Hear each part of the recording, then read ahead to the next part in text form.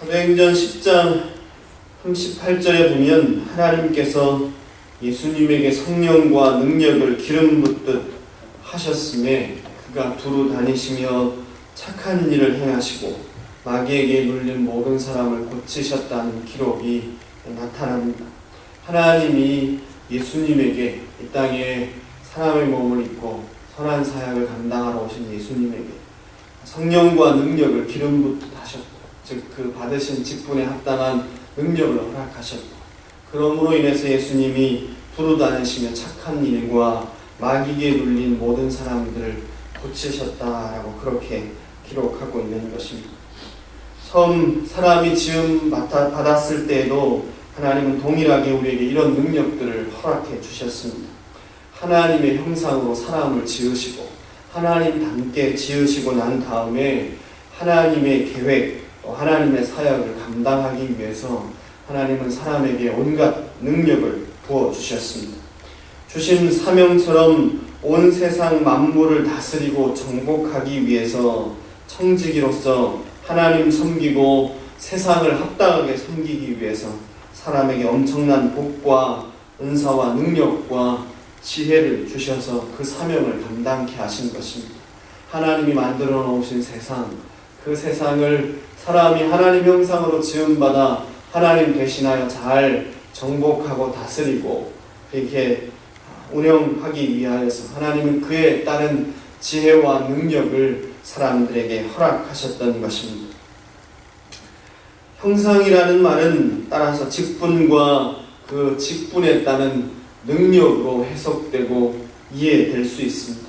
하나님께서 하나님의 형상으로 사람을 지으셨다라는 그 표현은 하나님께서 사람에게 세상을 정복하고 다스리는 직분을 주셨고 그에 따른 능력 또한 부여하셨다는 것으로 그 형상을 이해할 수 있다는 것입니다.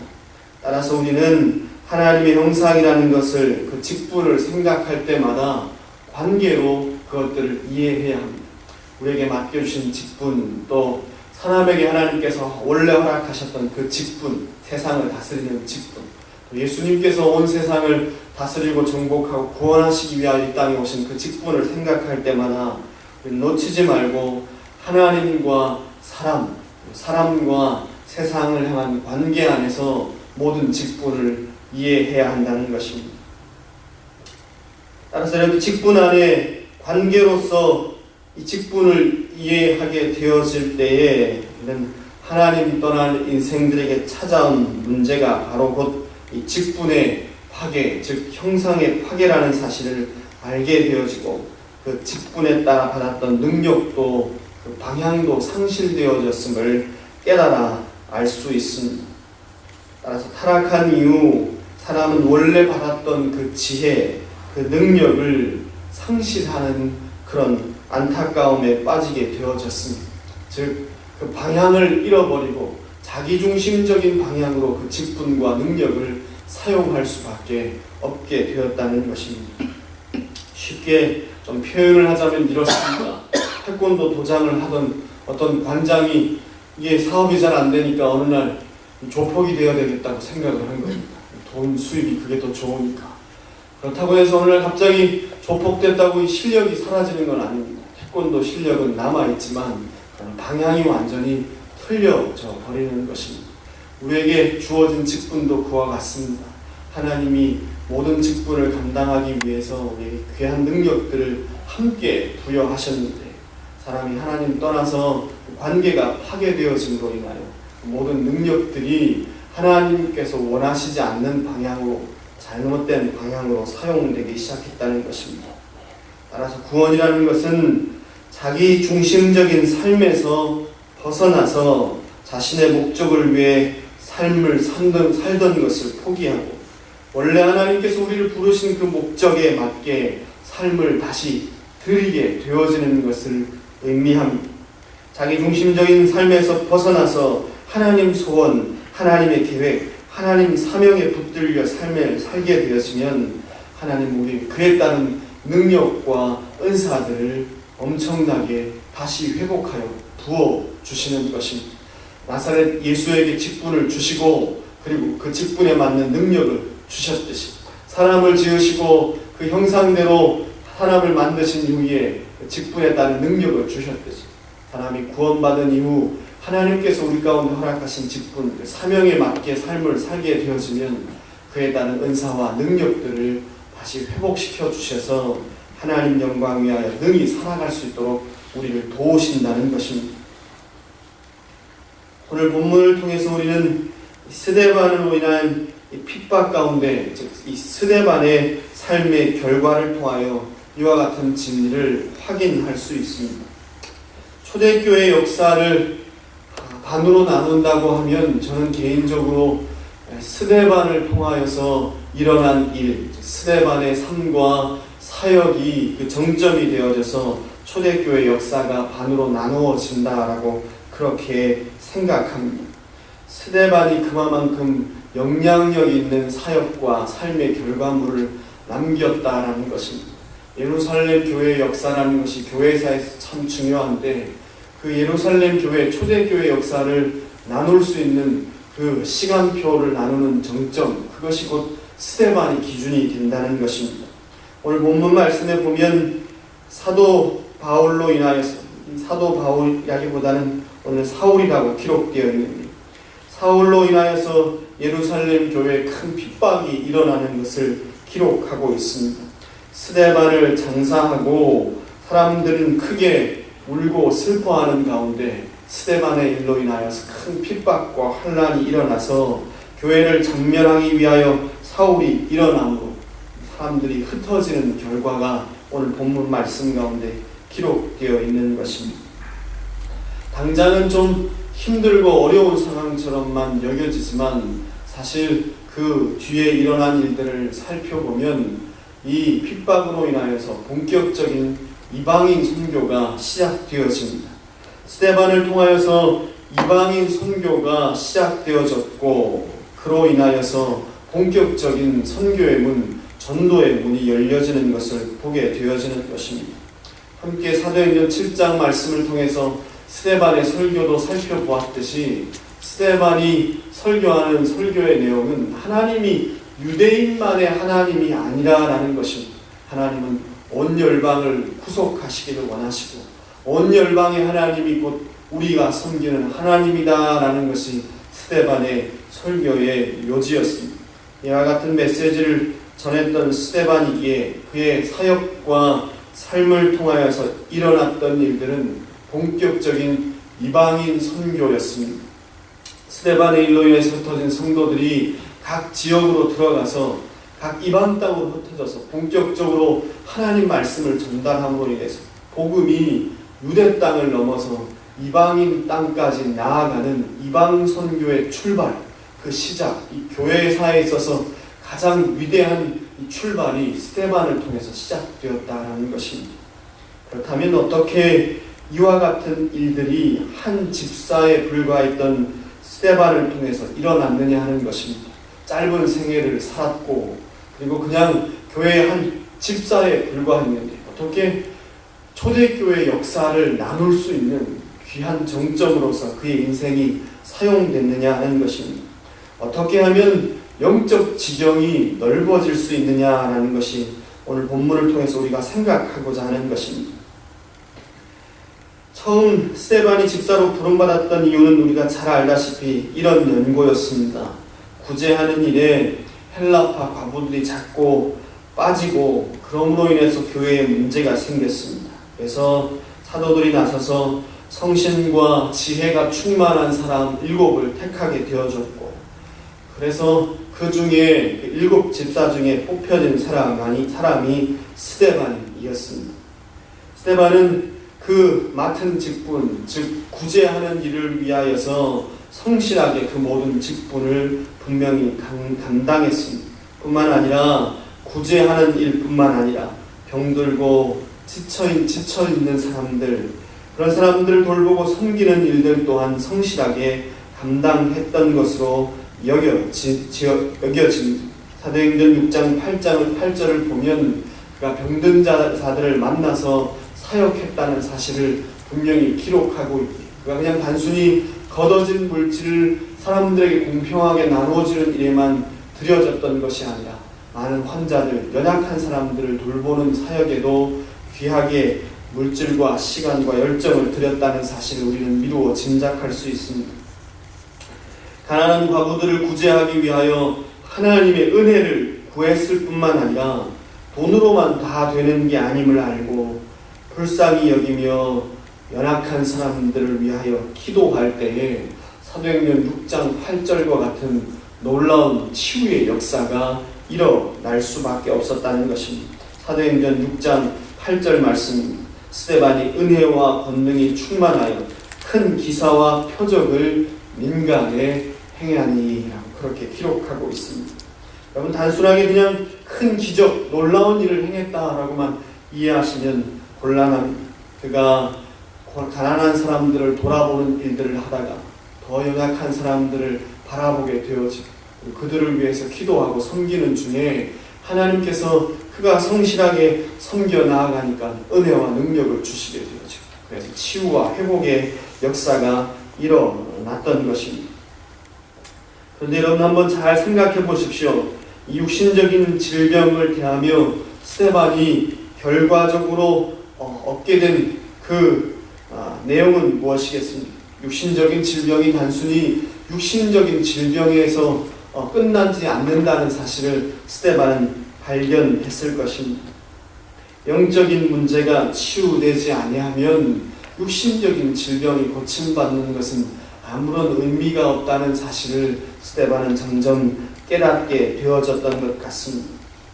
흔히 우리가 갖게 되는 육신적인 이 아픔들은 영적인 원인을 그 근거로 하게 되어집니다.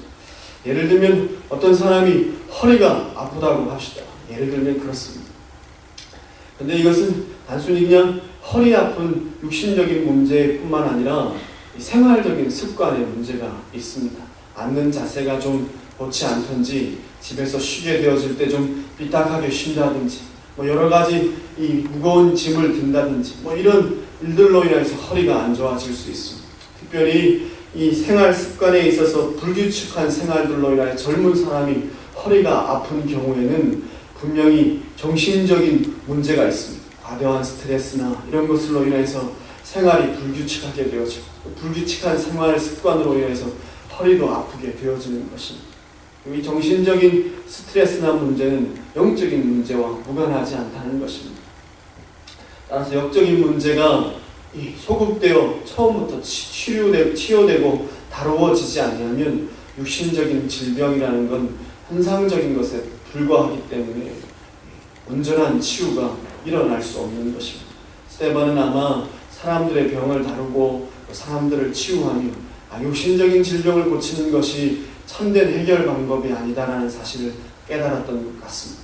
그래서 위에서 기도하고 치료하는 중에 하나님의 기적과 같은 은혜, 영적인 치유의 역사도 경험하게 되어지고 결국 사람들에게 복음을 전하지 아니하면 하나님의 말씀을 전하지 아니하면 구제나 치유의 사역이 분명한 의미가 없다는 사실을 깨닫고 그 수준에까지 나아갔던 것입니다.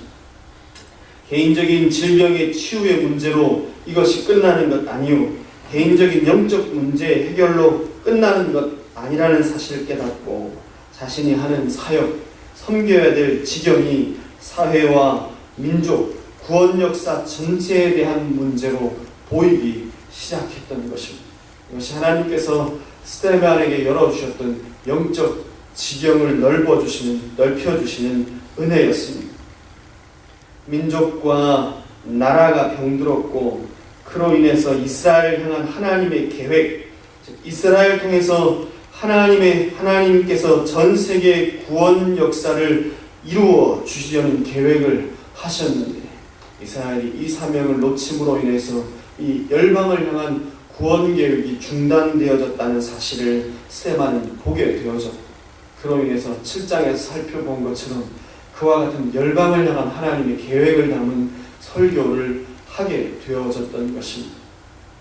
너무 많은 상상이 좀 들어갔는지를 모르겠지만 스데반이 7장 말씀을 통해서 이와 같이 열방을 향한 하나님의 마음을 품을 수 있었던 이유는 바로 그가 그에게 맡겨오신 현장에서의 사역을 충실하게 감당함으로 인하여서 나타난 결과라는 것입니다. 다른 사람을 섬기는 현장에서의 몸부림, 살아가는 현장에서 하나님의 뜻이 이루어지기를 원하는 그 열정으로 자신의 생명을 희생시켜서라도 그 사명을 감당하게 되어질 때 하나님 점점 더 사역의 지경, 더 많은 것들을 보이시고 넓혀주셔서 많은 사람들을 섬겨 세울 수 있는 넓은 마음과 사역의 능력들을 부어주셨다는 것입니다. 처음에는 그냥 구제하는 일을 성실하게 감당했는데, 그런데 또 다른 육신의 연약함을 가지고 있는 사람들이 보이게 되어지고, 그것이 단순히 육신적인 문제가 아니라 영적인 문제라는 사실이 깨달아져서 그것들을 섬기기 시작할 때 하나님은 스데반의 사역의 지경을 점점점 넓혀주셔서 나중에는 사도들도 잘 보지 못했던 열방을 향하신 하나님의 구원 계획을 바라보게 되어지고, 열방을 향하신 하나님의 뜻을 선포할 수 있는 탁월한 설교자로 사도행전 7장의 그 모습을 드러내게 되었다는 것입니다. 따라서 이런 의미에서 은사는 개발되어진다라고 말해도 과언이 아닙니다. 노력하고 연습하면 그 은사가 개발될 수 있다는 뜻이 아닙니다. 은사는 분명 하나님의 선물이기에 사람의 노력으로 우리에게 주어질 수는 없습니다. 그러나 하나님께서 맡겨주신 영혼과 현장을 살리기 위해 몸부림치고 사명을 감당하다 보면 하나님은 우리에게 지혜와 능력과 사람과 물질을 붙여주시고 아이디어도 주시고 남보다 뛰어난 능력도 주셔서 그 사명을 감당하게 하실 뿐만 아니라 우리의 지경을 더 넓혀주셔서 더 많은 것들을 섬길 수 있는 은혜를 허락하신다는 것입니다. 우리의 자라나는 자녀들, 다음 세대들을 바라보며 기도할 제목도 이것이라 여겨집니다. 어릴 적부터 다른 사람들을 섬기고 자신이 거한 현장을 섬겨 살아갈 비전을 심어주게 되어지면 하나님께서는 분명 탁월한 능력을 가진 전문가로 우리의 자녀들을 성장시켜 주실 줄 믿습니다. 우리의 자녀들과 다음 세대가 뛰어나게 되었다는 것이 결론이 아니라 우리의 자녀들을 통해서 더 큰 하나님의 역사가 이루어지는 그 결론을 우리에게 허락해 주신다라는 것입니다. 어떻게 한 집사 스데반이 이 초대교회 역사를 가늠할 수 있는 정점과 같은 위치에서 그의 삶과 사역이 사용될 수 있었습니다. 그냥 맡은 직분은 구제하는 일에 빠지는 사람이 있으니까 거둬들인 헌금을 잘 나누어주는 그 어떻게 보면 흔한 천한 직분을 맡았던 것이 스데반이었습니다. 그러나 천해 보이는 한 직분에 충실하고 섬겨 최선을 다하게 될 때 하나님 또 다른 섬겨야 될 영역을 보여주셨고, 그리고 그 성실한 섬김의 결과로 나중에는 남들이 보지 못하는 열방을 향한 하나님의 계획과 비전을 보게 만들어 주셨습니다. 그를 통하여서 이방 선교의 문이 열려지는 탁월한 설교와 탁월한 사역이 이루어질 수 있도록 만들어 주셨다는 것입니다. 달란트 비유에는 각각의 은사에 따라 하나님께서 달란트를 허락하셨다는 비유를 우리에게 허락하시는 것을 보게 되었습니다. 은사가 곧 달란트는 아님을 우리는 말씀을 통해 살펴볼 수 있습니다. 달란트는 새벽이라 자세히 설명드리긴 뭐하지만 섬김의 영역으로 이해할 수 있습니다.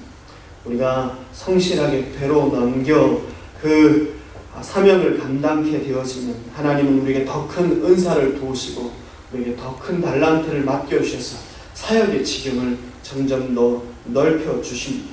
주어진 사명을 감당하면 지경이 넓어지는 은혜가 우리에게 있는 것입니다.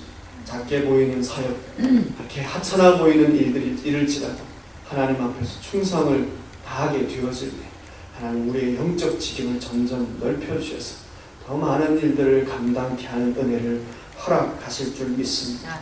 다윗은 그 성실함과 손의 공경함으로 양을 돌보았습니다.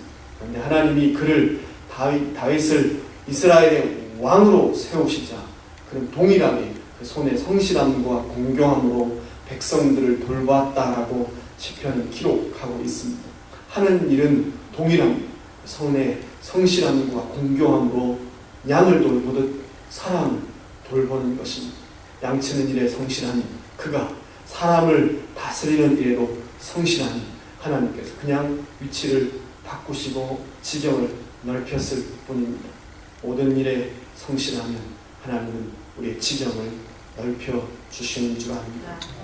오늘 이 말씀을 기억하고 우리의 기도의 제목으로 삼기를 원합니다.